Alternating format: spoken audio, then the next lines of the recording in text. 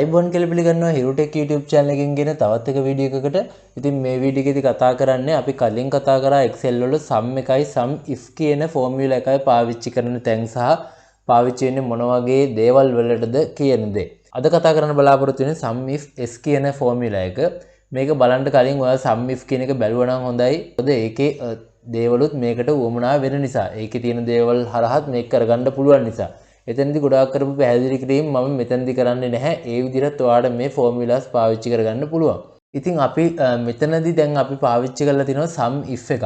ඒ කියන්නේ දැන් මෙතනදී පාවිච්චි කරලා තියෙන්නේ SUMIF කියන එක ඇතුළතදී රේන්ජ් එක විදිහට අපි දීලා තියෙනවා. මෙන්න මේ රේන්ජ් එක දීලා තියෙනවා මේ item කියන එක. ඊට පස්සේ අපි item එකක් item 4 කියන එක තමයි මෙතන සිලෙක්ට් කරලා තියෙන්නේ. අපි item 4 කියන එක දෙන්නේ නැතුව දැන් මෙතන S2 කියන එක දුන්නා. අපි මෙතනදී මාරු කරනකොට වෙනස් වෙනවා. අපි කලින් වීඩියෝ එකේදී මේක පැහැදිලි කිරීමක් කරලා තියෙනවා. sum range එක විදිහට අපි කියලා තියෙනවා. මෙන්න මේක අපිට total එකමනේ ඕනේ. අන්න ඒක නිසා. දැන් අපිට ඕනේ කියලා හිතමු. දැන් අපි දැන් මෙතන items 4ක් තියෙනවා. ඒ 4 brand 4කින් තියෙනවා. දැන් item 4 කියන එක අපි බැලුවොත් එහෙම brand 4 එකනොත් තියෙනවා, brand 1 එකනොත් තියෙනවා. අන්න ওই විදිහට තියෙනවා.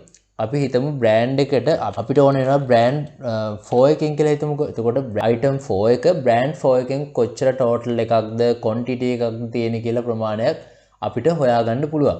ඉතින් ඒක කරන්නේ මෙතන total කියන එකට මම ගන්නම් ඒක SUMIF එකේදී සාමාන්‍යයෙන් අපිට දාන්න පුළුවන් එක condition එකක් විතරයි. එහෙම නැත්නම් SUMIF එකේවත් දෙකක් එකතු කරන්න වෙනවා. එහෙම නැතුව ඔයාලට පුළුවන් මෙතන conditions කිහිපයක් එකවර දාගන්න SUMIFS කියන ෆෝමියුලා එක පාවිච්චි කරලා. දැන් මෙතනදී අපිට පුළුවන් සමාන ලකුණු ගහලා SUMIFS කියන එක මෙන්න මේ විදිහට දෙන්න.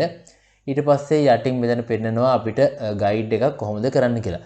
අපිට මුලින්ම දෙන්න ඕනේ sum range එක. ඒ කියන්නේ අපිට ඕනේ මොනවද? quantity පැත්තෙන්ද ඕනේ, total එකක්ද ඕනේ. අපි හිතමු total එකක් ඕනේ කියලා. එතකොට අපි මෙන්න මේ විදිහට සිලෙක්ට් කරගන්නවා අපේ total range එක. ඊට පස්සේ අපි කමාවක් දානවා. ඊට පස්සේ අපෙන් අහන්නේ criteria range එක මොකක්ද කියන දේ. criteria range 1 එක අහන්නේ ඒකෙත්. මොකද මෙතන conditions කිහිපයක් ඇතුළත් වෙන නිසා ගොඩක් වෙලාවට දෙකක්. ඉතින් ඒක නිසා අපිට දෙන්න පුළුවන් අපි පළවෙනියෙන්ම බලන්නේ item එකනේ. එතකොට අපි item කියන එක select කරගමු.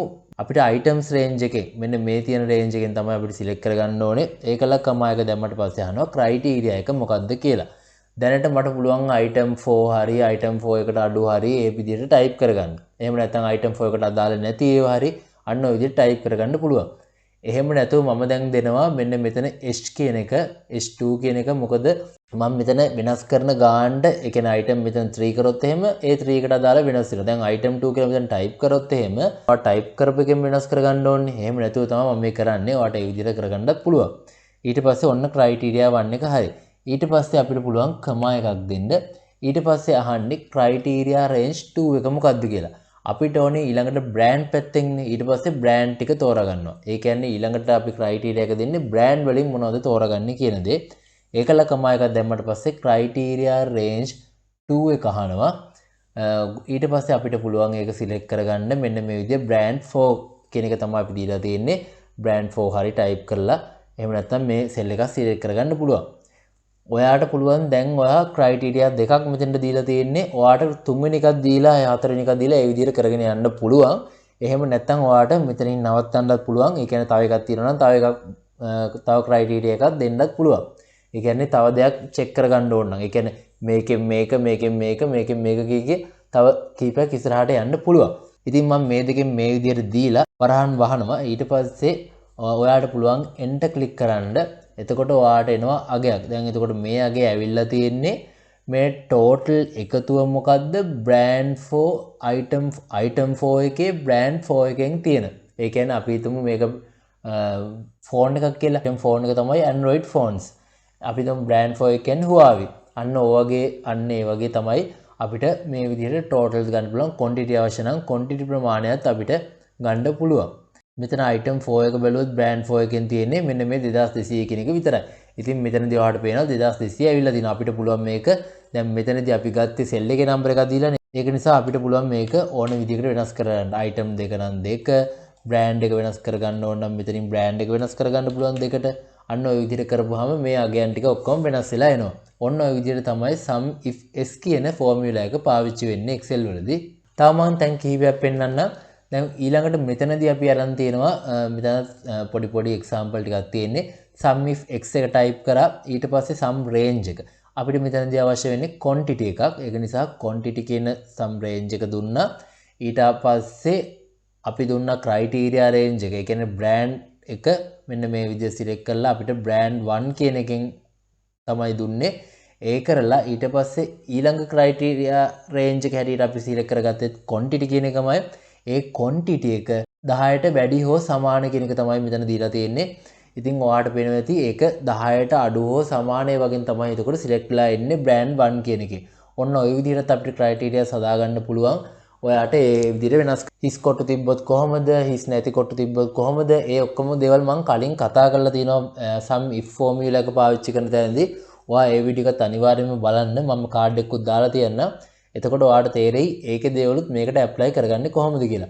මෙතන දීලා තිනවා sum if එකේ එකතුවක්. ඒ කියන්නේ sum if formulas දෙකක් එකට කරලා මේ plus කියන එකෙන් එකට කරලා තමයි මේ condition එක හදලා තියෙන්නේ.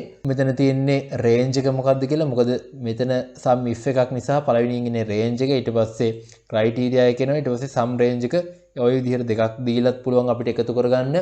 ඊට අමතරව මෙතන තියෙනවා criteria කිහිපයක් එකකට දීගෙන ගිහින් තියෙනවා. මෙතන තියෙන්නේ range එක sum if එකේ මේක දෙන්න ඕනේ sum කියලා type කරලා ඒකේ වරහණක් ඇතුළේ තමයි sum if කියන එක දෙන්න ඕනේ. ඊට පස්සේ range එක ඊට පස්සේ criteria ටික දීලා තියෙනවා මෙන්න මේවට සමාන ඒ වගේ.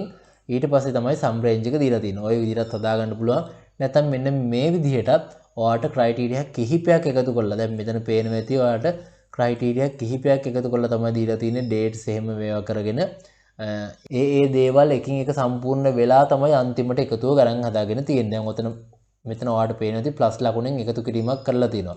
ඉතින් ඔන්න ඔය විදිහටත් පුළුවන් ඔයාලට ෆෝමියුලාස් හදා ගන්න. ඉතින් මේක සාමාන්‍යයෙන් මේ ෆෝමියුලා එකෙන් වෙන්නේ මොකද්ද කිව්වට පස්සේ ඔයා ඉතින් ඒක ටිකක් ගලපලා හදාගන්න පුළුවන් වෙන්න ඕනේ. ඔයා Excel නිතර වැඩ කරන කෙනෙක් නම් හෝ Excel අනිවාර්යයෙන්ම ඔයාලට වැදගත් වෙනවා නම්. මොකද ප්‍රැක්ටිස් එක තමයි තියෙන්න ඕනේ. අපි මේක බේසික් තමයි කියලා දෙන්නේ. ඊට පස්සේ මෙතනදී තව කිහිපයක් කියන්නම් මේ sum if s formula එක ගැන. එතකොට all ranges තියෙන්න ඕනේ same size වෙන්න ඕනේ. එහෙම නැති වුණොත් එහෙම ඒක match නොවුනොත් value කියලා error එකක් එන්න පුළුවන්. non numeric criteria එකක් දානකොට close වෙන්න ඕනේ double comma යටතේ. මෙන්න මේ විදිහට තමයි example එකේ තියෙන්නේ.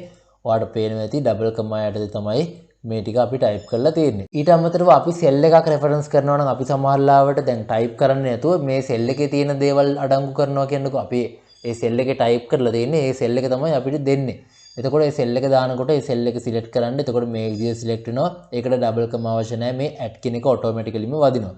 ඉතින් ඔන්න ඔය විදිහට ඒක ඊට පස්සේ මේ wild card characters කියන එකෙන් මෙන්න මේවා පාවිච්චි කරන්න පුළුවන්. මේ asterisk mark එක පාවිච්චි කරන්න පුළුවන් criteria වලට. ඉතින් මේ marks වලින් මොනවද කියවෙන්නේ කියලා මෙතන දීලා තියෙනවා. asterisk සහ questions mark වලින් මම කලින් වීඩියෝ එකේදීත් ඒක සම්පූර්ණ විස්තර කිරීමක් කරා. ඒක නිසා ඒකෙන් බලන්න දැන් මේක කරන එක තේරුමක් නැති නිසා. ඉතින් මෙන්න මේ වගේ formulas ඇතුළට මේ වගේ දේවල් භාවිතා කරගන්න පුළුවන් අපිට ඕනේ වැඩේ කරගන්න.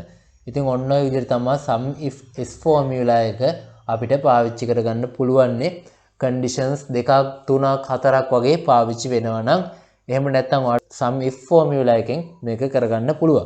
sum එකේ තියෙන හැම formula එකක් ගැනම අපි videos කරනවා. ඊළඟ videos වලින් අනිත් ටිකත් ගේන්න MS Office tutorial කියන playlist එකට ගිහිල්ලා ඒකෙන් බලා ගන්න පුළුවන් Excel tutorials වල මේ sum එකට අදාළ දේවල් මොනවද කියලා වාට videos ටික. ඉතින් මම හිතනවා මේ වීඩියෝ එකෙන් ඔයාලා අලුත් දෙයක් ඉගෙන ගන්න ඇති කියලා. එහෙම වුණා නම් අපේ channel එක subscribe කරගෙන යන්න කියලා මතක් කරනවා. එහෙනම් අදට ගිහින් එන්නම් හැමෝටම සුබ දවසක්.